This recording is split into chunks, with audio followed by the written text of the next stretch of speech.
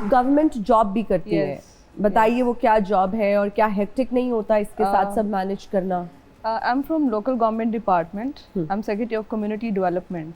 सो मेरे डिपार्टमेंट के जो मेरे सीनियर्स हैं उन सबको पता है कि म्यूज़िक में इसका बहुत ज़्यादा शौक़ है और ये अपनी सिस्टर्स के साथ म्यूज़िक को भी साथ लेके चल रही है, तो मुझे माशाल्लाह से सब सपोर्ट करते हैं। अच्छा, कभी मेरे लिए कभी ये हुआ कि बैठे बैठे किसी ने कहा हो यार गाना तो सुना दो? अक्सर होता है, लेकिन ये कि वो ऑफिस का माहौल होता है तो वहाँ पे हम इस तरह गा नहीं सकते। सो ये कि सब सपोर्टिव हैं। गुनगुना तो लेती होंगी, कभी किसी को गुनगुना के मनाया, कोई नाराज हो गया हो, आपने कहा यार चलो व्हाट्सएप पे? अक्सर मनाया। कौन सा गाना गा के? बेशुमार लाइक पंजाबी सॉन्ग्स मुझे ज़्यादा पसंद है, तो बस जो भी उस वक्त माइंड में हो तो वो मैं गुनगुना देती है। अच्छा फौजिया, मैं चाहूँगी कि आप हमें भी कुछ गुनगुना कर सुनाएं। ज़रूर। मुझे चूँकि फोक म्यूज़िक ज़्यादा पसंद है और हम तीनों सिस्टर्स का जो स्टाइल है वो ज़्यादा फोक म्यूज़िक ही है। मुझे तो खुद बहुत पसंद है। तो मैं कुछ लाइंस आपको सुनाऊंगी।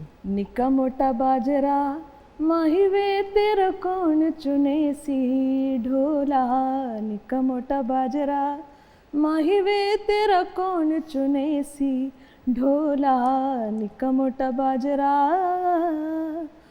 वग दिए रावी माही वे विच दो फुल पीले ढोला, वग दिए रावी माही वे विच दो फुल पीले ढोला, एक फुल मंगया हो एक फुल मंगया माही वे क्यों पयो दलीले ढोला, एक फुल मंगया माही वे क्यों पयो दलीले ढोला, निक्का मोटा बाजरा।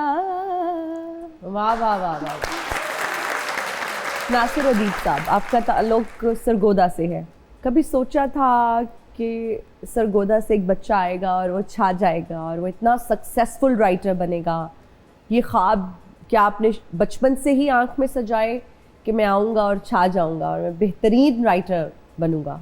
नहीं, ये तो नहीं सोचा था मैंने कि मैं बेहतरीन राइटर बनूंगा और मैं छा जाऊंगा, कभी सोचा नहीं। आज भी मैं नहीं समझता कि मैं छाया हुआ हूँ। जब पहली कहानी लिखी और मैंने अपने डायरेक्टर को सुनाई तो डायरेक्टर ने सुनी, इकबाल कश्मीरी साहब थे टॉप के डायरेक्टर। मैं उनके सामने बैठ गया, कहानी सुनाई, जब चौथा सीन सुनाया तो कहते बस कर दो। मैं क्यों? कहता कहानी तो मुक गई। मैं कहा सर कहानी तो अब शुरू हुई है। कहते कैसे शुरू? यार तुमने जहाँ से फिल्म शुरू की यहाँ तो हम एंड करते हैं फिल्म एंड करते हैं कि रेड़े आए और उन्होंने आकर आया और हीरो को मार दिया, बाप को मार दिया और रेड़े घुमाए, फिर हीरो आया उसने उनको मार दिया, तो दुश्मनी तो ख़त्म हो गई, बराबर हो गया वैर। मैंने कहा जी आप आगे सुने तो सही। बहस हो गई, तंग आकर उन्होंने मुझे कहा तेन किन्ने कह देता है तू राइटर है, चल ना निकल जा मेरे कमरे से बाहर। और मैं उठकर खड़ा हो गया। मैं कोई बात नहीं सर, जिद नहीं छोड़ी। मैंने कहा जो मैं कह रहा हूँ वही ठीक है। बाहर आके मैं एक आदमी के ने गुजर रहा था तो मैं एक आदमी की छाती से टकराया, देखा सामने तो मोहम्मद अली साहब थे, अल्लाह उनको बड़ी रहमत करे, पीछे ज़ेबा भाभी, पीछे एक आदमी जिसने चश्मा पहना हुआ था। तो वो एकदम टकराया ना, तो मोहम्मद अली साहब ने पूछा क्या हुआ? मैंने तुम रो क्यों रहे हो?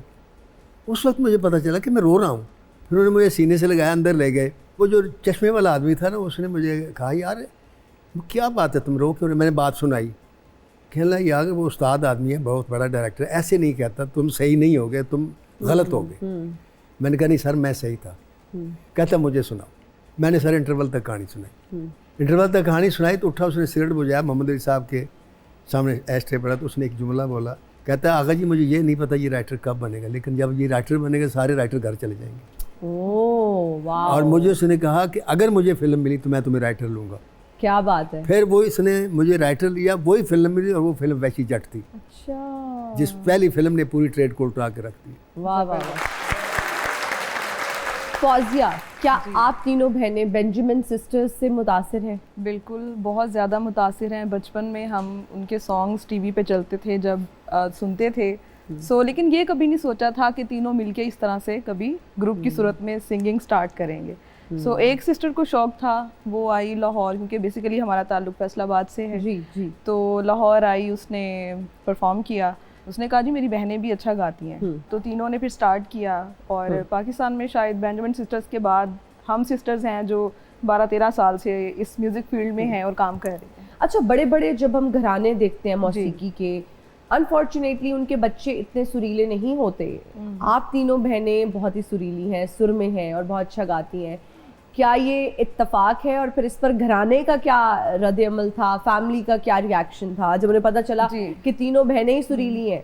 फैमिली का अल्हम्दुलिल्लाह बहुत अच्छा रिएक्शन था, क्योंकि स्कूल कॉलेज में तो हम पार्टिसिपेट कर रही थी, मतलब बहुत ज़्यादा हमें शौक था डिबेट्स में भी और सिंगिंग में। सो उसमें बड़े प्राइजेस भी विन किए तीनों ने, लेकिन कभी ये नहीं सोचा था कि इसको एज अ प्रोफेशन भी अपनाएंगे।